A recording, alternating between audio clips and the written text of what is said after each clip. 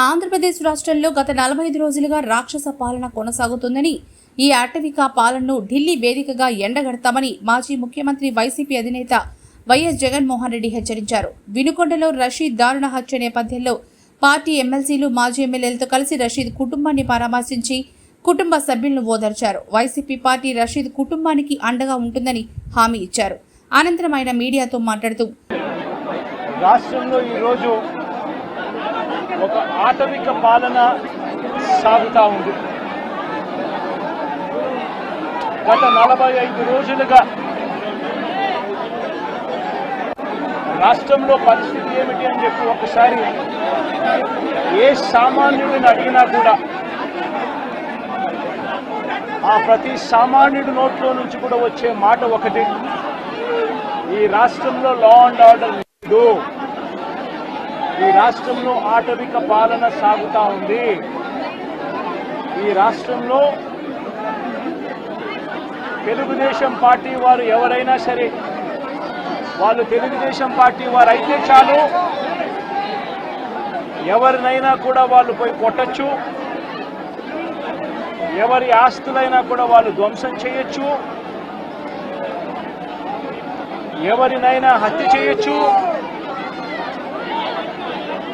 ఎవరి మీదైనా హత్యా ప్రయత్నం చేయొచ్చు.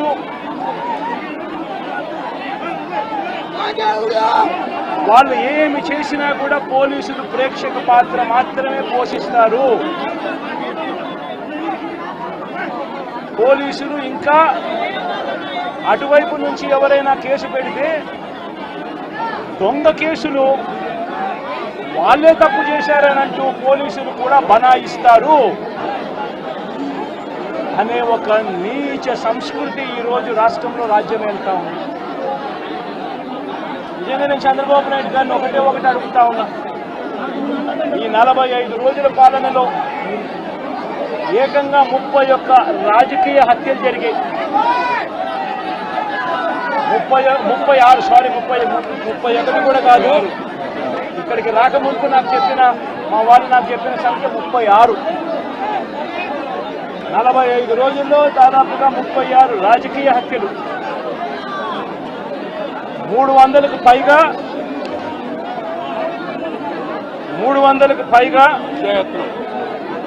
హత్యాయత్నాలు, 300కు పైగా హత్యాయత్నాలు. తెలుగుదేశం పార్టీ వాళ్ళ వేధింపులు భరించలేక 35 మంది ఆత్మహత్యలు చేసుకున్న పరిస్థితులు రాష్ట్రంలో ఉన్నాయి.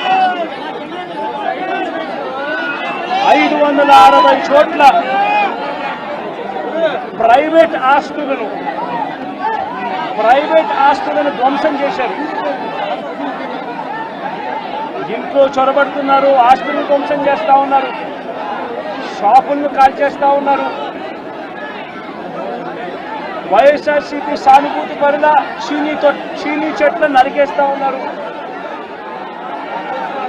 ఇటువంటి ప్రైవేట్ ఆస్తులు 560 చోట్ల ప్రైవేట్ ఆస్తులను ధ్వంసం చేశారు.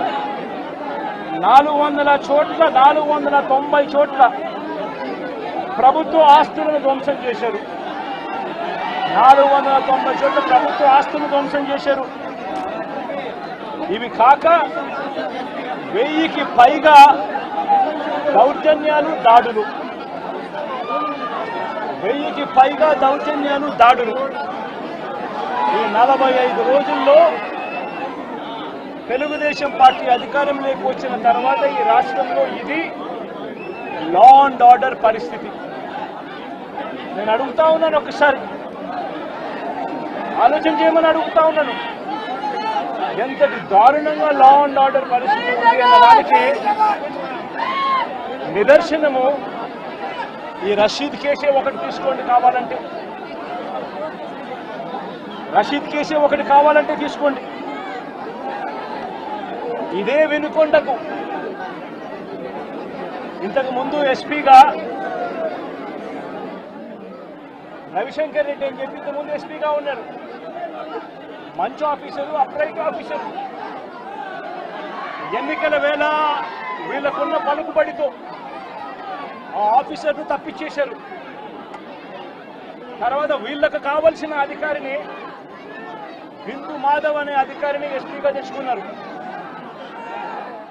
ఈ బిందు మాధవ్ అనే అధికారి ఎస్పీ ఎంత అన్యాయస్తుడనంటే ఈ అన్యాయమైన ఎస్పీని సస్పెండ్ చేస్తూ ఎన్నికల కమిషనే స్వయంగా నిర్ణయం తీసుకుని ఈ బిందు మాధవ్ అనే అధికారిని సస్పెండ్ చేశారు. దాని తర్వాత ఎన్నికల కమిషనే మల్లికా గర్గ్ అనే ఒక మంచి ఆఫీసర్ను పెట్టింది. ఆ ఆఫీసరు చంద్రబాబు నాయుడు గారు అధికారంలోకి వచ్చిన వెంటనే ఆ ఆఫీసర్ను కూడా పంపించేశాడు. ఆ ఆఫీసర్ చంద్రబాబు నాయుడు గారి మనుషులకు తెలుగుదేశం పార్టీకి సహాయ సహకారాలు అందించను అని చెప్పి ఆ ఆఫీసరు వెళ్ళిపోయిన రోజు కొత్త ఎస్పీ శ్రీనివాసన్ అనే ఆయనను వీళ్ళకు సంబంధించిన ఆయన శ్రీనివాసన్ ఆయన తెచ్చుకున్నారు. ఈ కొత్త ఎస్పీ వచ్చిన 2 రోజులకే ఈ కొత్త ఎస్పీ వచ్చిన 2-3 రోజులకే హత్య జరిగింది. ఆ హత్య కూడా ఏమిటి? అత్యంత దారుణంగా నడి రోడ్డు మీద ప్రజలందరూ చూస్తూ ఉండగా అమాయకుడైన వ్యక్తి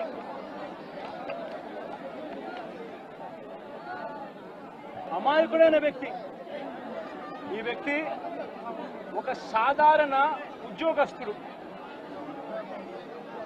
వైన్ షాప్లో తాను పనిచేసుకుంటూ సూపర్వైజర్గా తాను పనిచేసుకుంటూ వైన్ షాప్లో తన జీవితం గడుపుతా ఉన్న ఒక సామాన్యమైన వ్యక్తి.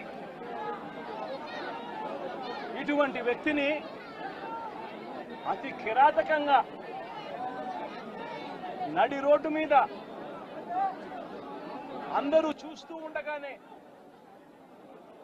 కిరాతకంగా కత్తి తీసుకొని అతి దారుణంగా నరకడము. ఆ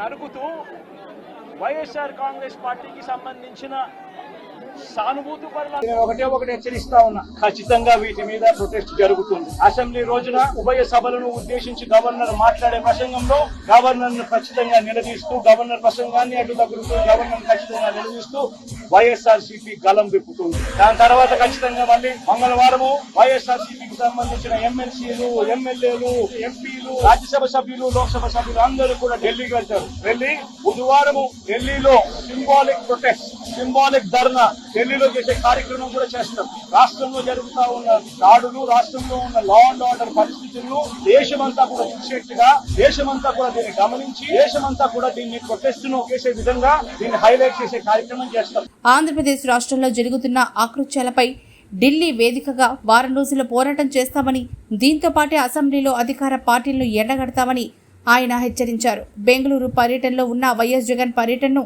మధ్యలోనే ముగించి వినుకొండకు రోడ్డు మార్గంలో చేరుకున్నారు. ఆయనకు పార్టీ శ్రేణులు ఘనంగా స్వాగతం పలికాయి.